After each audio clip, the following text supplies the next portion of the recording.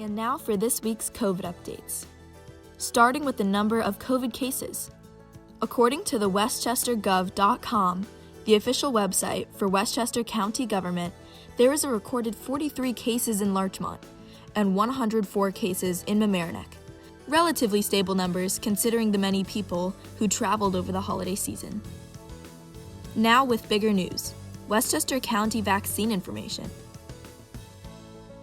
According to theloop.com, New York State is beginning to distribute the COVID-19 vaccine.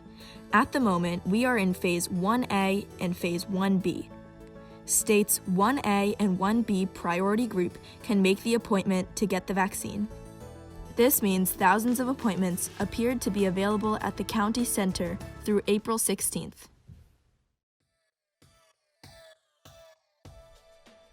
This Wednesday, January 6th, a large group of pro-Trump rioters stormed the Capitol building in Washington, D.C.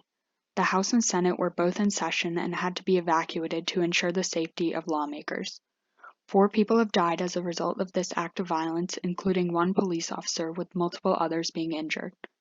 The protesters were incited by President Trump's claims that the 2020 election was fraudulent, and as of January 13th, the president has been impeached a second time following the breach of the Capitol.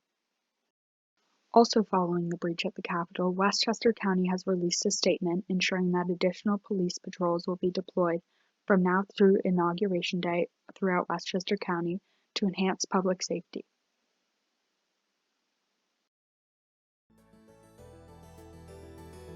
In sports news, the low/moderate risk winter sports are now scheduled to begin on Monday, January 11th, 2021. The low and moderate risk sports offered for this winter will be bowling, indoor track, fencing, skiing, and boys swimming and diving. All high school winter sports could involve a tryout process if interest exceeds 20 participants. For high-risk winter sports, basketball, wrestling, cheerleading, and ice hockey are all currently postponed.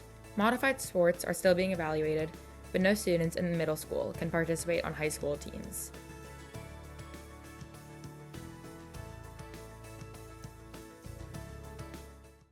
And now for school news.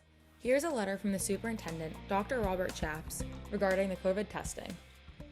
Some highlights from the letter include approximately 98% of our 4,300 in-person learners and close to 96% of our MUFSD staff members were tested, with individuals testing positive notified over the weekend and mandated to isolate and quarantine immediately. And the number of students and staff who tested positive last week was relatively low, less than 1%, about 30 students and 3 staff members. Additionally, he explains that this is only a snapshot in time, and we must continue to be diligent in helping to prevent the spread of the virus by wearing masks, washing hands frequently, maintaining our distance, and avoiding large gatherings. In exciting news, the COVID vaccine is now being offered to district faculty and staff members. Chaps writes, "We are strongly encouraging all staff to receive the vaccine."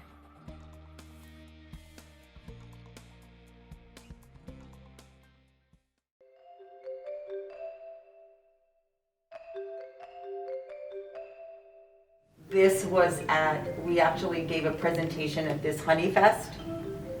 The B team presented, which was really, really cool. My name is Kathy O'Reilly, and I work in the science department, and I teach biology and applied chemistry.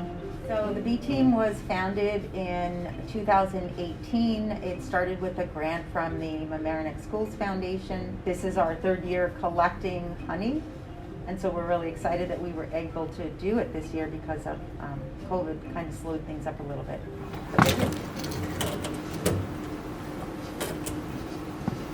So all we do is we take the caps off the honey, we take the wax tops off, and then we put it in the centrifuge, and then it spins for about 10 minutes, and all the honey goes to the bottom. And then we let it out, and we put it into these big jugs. The history was just, I thought it was a really nice science project for students to be able to see science in the real world and to see how pesticides and herbicides are affecting our lives and how we can change it a little bit. You have to filter it one more time. So this is raw. This is completely raw. It'll still be raw.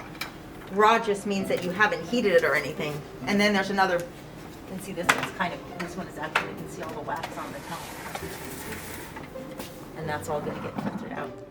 I just think it's really important that people realize that there are bees all around us that don't bother us. And I think one of the things that we can do to help that's super simple is don't mow your lawn quite as much, because bees live in the grass. And so if we would let it go an extra half an inch in between mowing, we might actually help increase the bee population just a little bit. And of course, pesticides and herbicides.